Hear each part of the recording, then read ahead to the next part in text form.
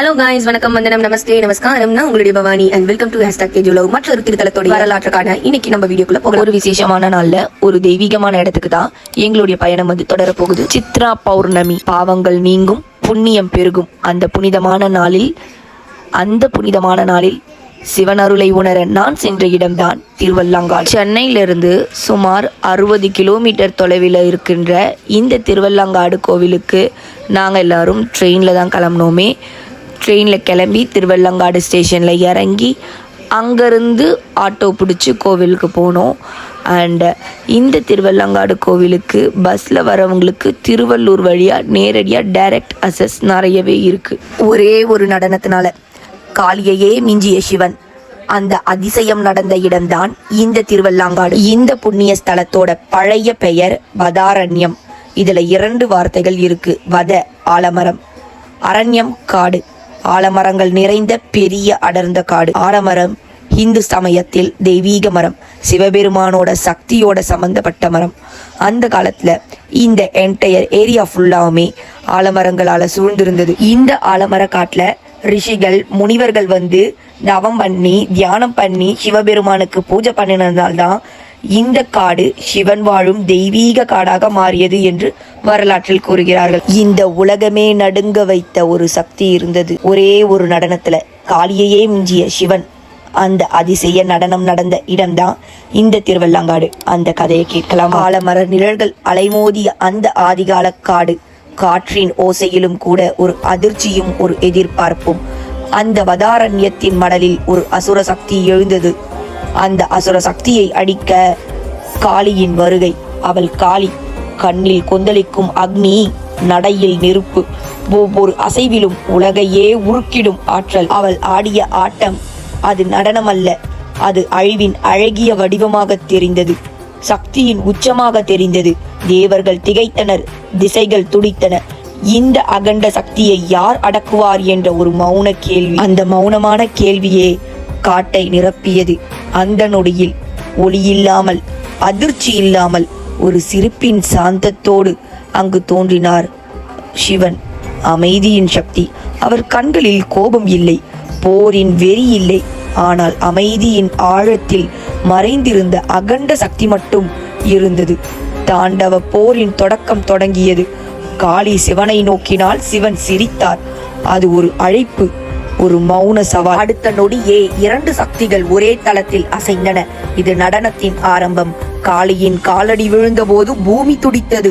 சிவனின் அசைவு எழுந்தபோது ஆகாயமே அதிர்ந்தது. ஒவ்வொரு அடி, ஒவ்வொரு கணம் பிரபஞ்சமே ஒரு மேடையாக மாறியது. அந்த நேரத்தில் காளியின் ஆட்டம் உச்சத்தை தொட்டது.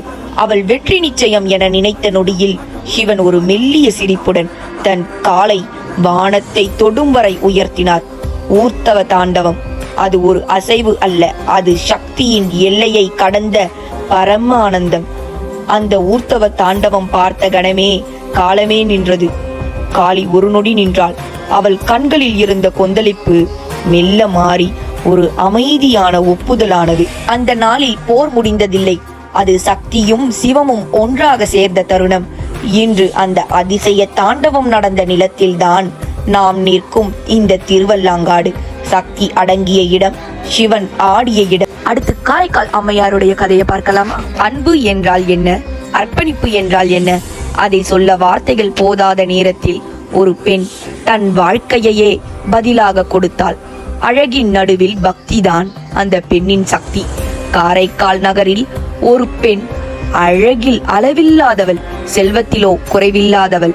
ஆனால் அவள் மனம் மட்டும் ஒரே ஒரு நாமத்தில் திளைத்து உறைந்திருந்தது. அந்த நாமம் சிவநாமம். ஓம் நம சிவாய. உலகம் அவளுக்கு கணவன், குடும்பம், வாழ்வு எல்லாம் கொடுத்தது. ஆனால் அவள் உள்ளம் கேட்டது ஒரே ஒரு விஷயம்தான். என் சிவன் மட்டும் போதும் என்பதே அவள் உள்ளத்தில் தோன்றிய ஒரு உன்னத எண்ணமாகும். சிவபெருமானின் தெய்வீக அருளானது அவள் வாழ்க்கையையே முழுதாக மாற்றியது. அவளின் பக்தி மனிதர்களுக்கு புரியாத அளவுக்கு உயர்ந்தது. அவளின் கணவன் கூட அவளை பார்த்து இவள் மனிதரா இல்லை தெய்வமா என்று அஞ்சினான். அவள் அந்த நொடியில் அவள் ஒரு முடிவெடுத்தாள். இந்த அழகு, இந்த உடல், இந்த மனித வாழ்க்கை எதுவும் வேண்டாம். சிவனை அடைய இந்த உடம்பு ஒரு தடையாக இருந்தால் அதை விட்டு விடுவேன் என்றாள். அந்த நொடியில் அழகான பெண் ஒரு எலும்பு கூடாக மாறினாள். அவள் நடந்த பாதை சாதாரணம் இல்லை. அவள் கால்களால் நடக்கவில்லை, தலையால நடந்தாள். அந்த எலும்பு உடம்போடு, அதாவது அந்த எலும்புடம்போடு, அந்த பக்தி நெருப்போடு அவள் வந்தடைந்த இடம் திருவல்லாங்காடு சிவன் கோவில். இறுதி தருணம். அங்கே சிவன் தன் ஆனந்த தாண்டவத்தை ஆடிக்கொண்டிருந்தார். அதை பார்த்த அந்த எலும்பு கண்களில் கண்ணீர் வழிந்தது. அவள் எதையும் கேட்கவில்லை. செல்வம், வாழ்க்கை, பரிசு எதுவும் இல்லை. ஒரே ஒரு ஆசை, நான் உன் பாதத்தின் அருகில் என்றும் பாடிக்கொண்டே இருக்க வேண்டும் என்று ஆனந்த நடனம் ஆடிக்கொண்டிருந்த சிவனை சரணடைந்தாள் காரைக்கால் அம்மையார். அழகை விட்டவள், தன்னுடைய உடம்பையே தியாகம் செய்தவள். ஆனால் சிவனோட அருகில் என்றென்றும் நின்றவள்.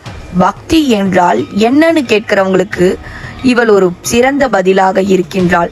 அது காரைக்கால் அம்மையார். அப்படிப்பட்ட காரைக்கால் அம்மையார் சிவனை தரிசிக்க தலை கீழாக சென்ற பாதைதான் நாம் இன்றைக்கும் பார்க்கின்ற இந்த திருவல்லாங்காடு. இந்த திருவல்லாங்காடு திருத்தலத்தின் ஆகச்சிறந்த சிறப்போ ஒன்று சக்தி அடங்கிய இடம், மற்றொன்று பக்தியின் உச்சத்தை தொட்ட இடம்.